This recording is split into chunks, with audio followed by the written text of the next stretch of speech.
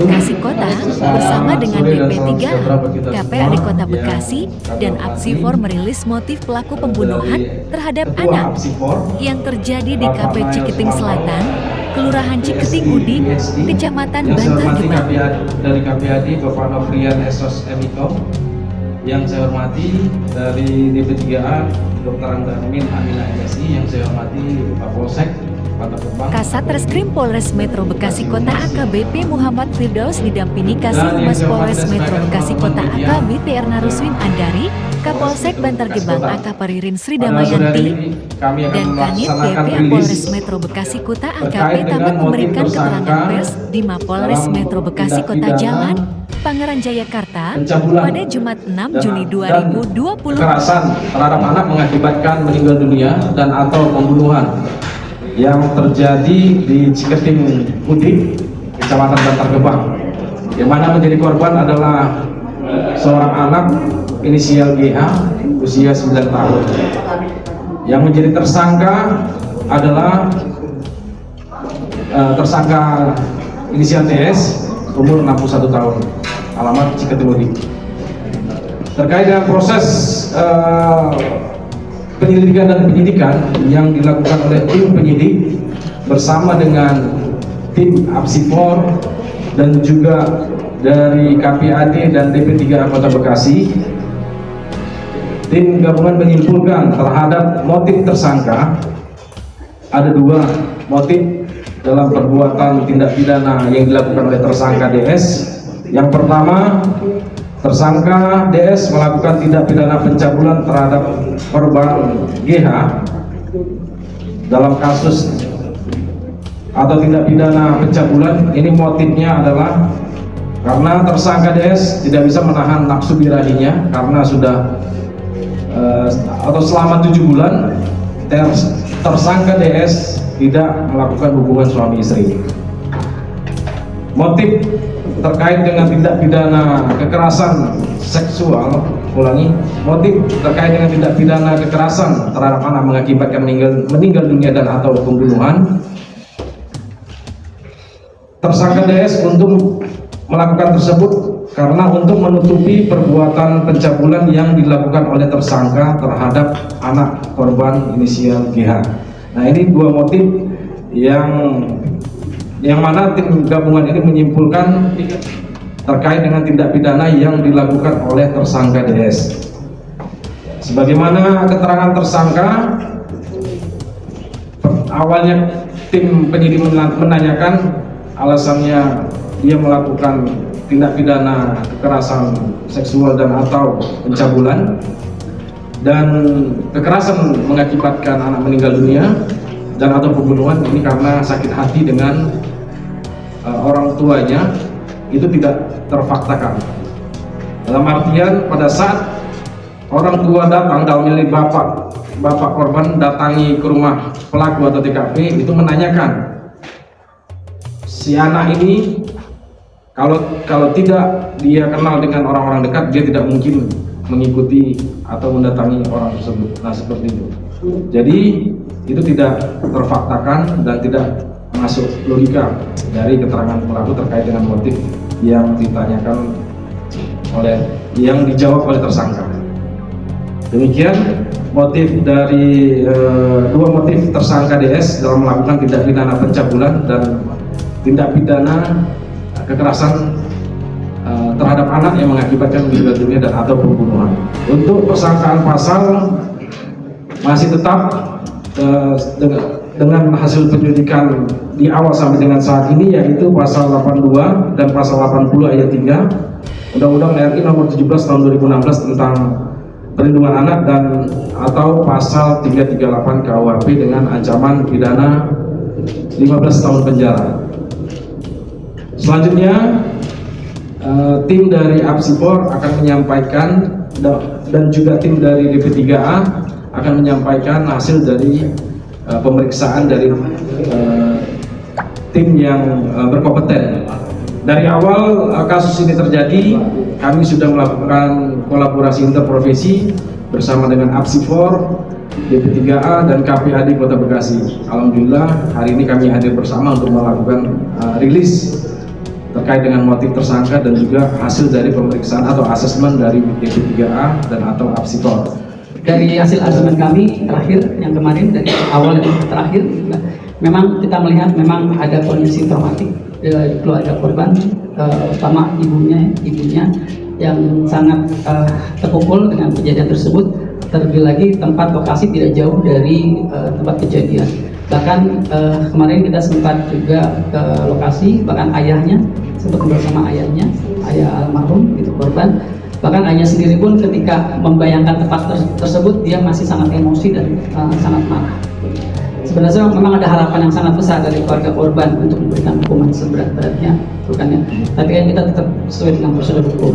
Terus yang kita tangani juga kita melibatkan beberapa dinas untuk apa? Untuk pemenuhan kebutuhan psikososial. Karena hari ini bukan cuma sekedar penanganan hukumnya, kita juga melakukan pendampingan terhadap kebutuhan sosial keluarga korban. Terutama untuk anak adik-adiknya. Gitu. Kita masih melihat adik-adiknya pun sangat terpukul, sangat kehilangan karena almarhum merupakan anak yang ceria dan merupakan salah satu anak yang diandalkan sebenarnya di dalam keluarga.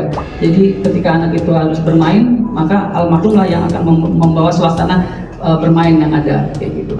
Terus juga kita juga melihat kondisi keluarga. Mudah-mudahan kemarin kita libatkan juga Kementerian PPA untuk datang untuk memberikan asesmen.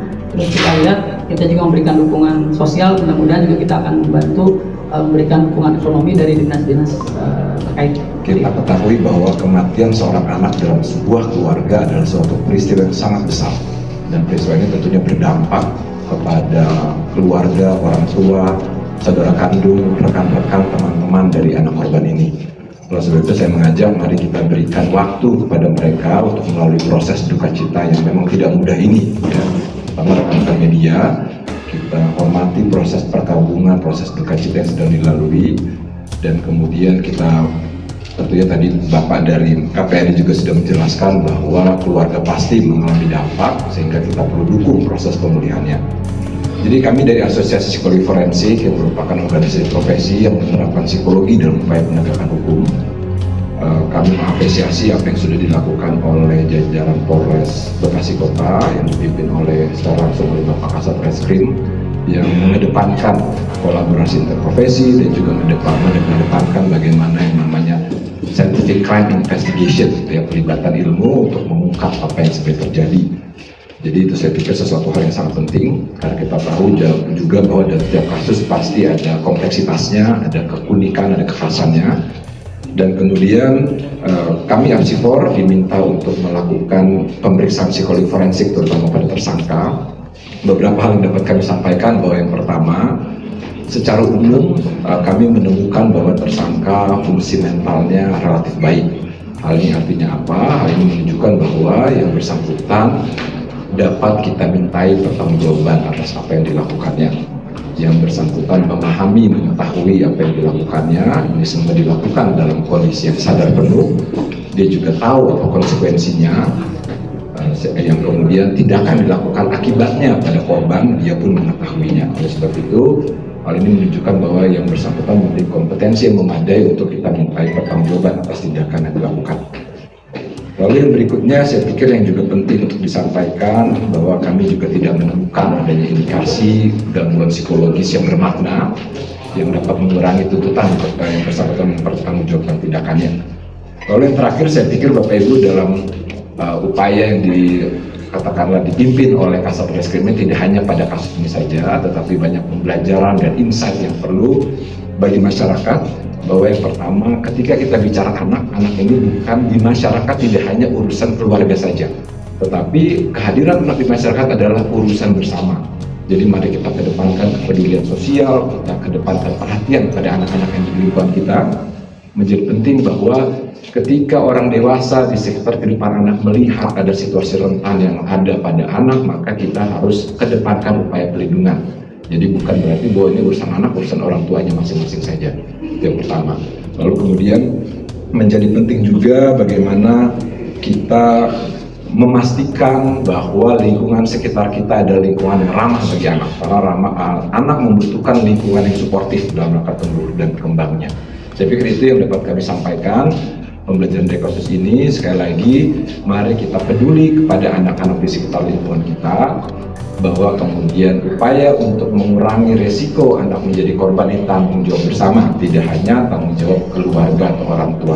Tersangka, kenapa anak yang tersebut inisial dia menjadi korban, itu memang hasil dari proses pemeriksaan. Kita menemukan fakta dari proses pemeriksaan dari istri tersangka, anak kandung tersangka, dan juga warga. Itu memang tersangka DS ini suka anak kecil. Nah, ini ada kalau suka anak kecil, dan terakhir ditemukan tersangka ini melakukan tindak pidana kekerasan seksual dan kekerasan terhadap anak mengakibatkan meninggal dunia. Ini suatu gejala pedofil. Nah, ini gejala-gejala pedofil ini disebabkan memang belum dipastikan apa sebabnya, karena kejadian-kejadian kekerasan seksual terhadap anak ini terjadi pada tersangka dengan latar belakang yang berbeda. Jadi sulit memang untuk menentukan kenapa penyebab pedofil ini, penyebab yang pastinya itu apa. Itu memang masih sulit, masih perlu dilakukan penelitian lebih lanjut. Ketika dia berinteraksi dengan orang lain, dengan orang dewasa, itu harus mulai diberikan pengetahuan sejak dini. Dan penting sebenarnya sekolah kita juga sudah ke depan memberikan pendidikan mengenai bagaimana perlindungan terhadap anak. Ada hubungan khusus selama 1 bulan terakhir ini antara si tersangka DS dengan anak sebagai korban tersebut, sehingga anak sebagai korban tersebut datang ke rumahnya. Ini berdasarkan keterangan tersangka. Namun kami sudah mencari saksi-saksi lainnya yang melihat ataupun mengetahui apakah memang anak ini mengikuti atau mendatangi si tersangka, atau anak ini dipegang oleh si tersangka. Ini kami masih belum menemukan saksi-saksi. Belum kami tim dari Polres Metro Bekasi Kota dan juga Polsek Bantar Gebang sudah melakukan pemeriksaan terhadap warga sekitar dan juga orang tua, keluarga dan ibu dan anak tersangka. Dan di dalam TKP dalam 1 meter itu memang sudah dibuat oleh tersangka itu lebih kurang 2 minggu yang lalu. Itu memang keterangannya untuk septic tank, karena rumah itu mau dibagi 2, setengah untuk istri dan anaknya, setengah lagi untuk tersangka.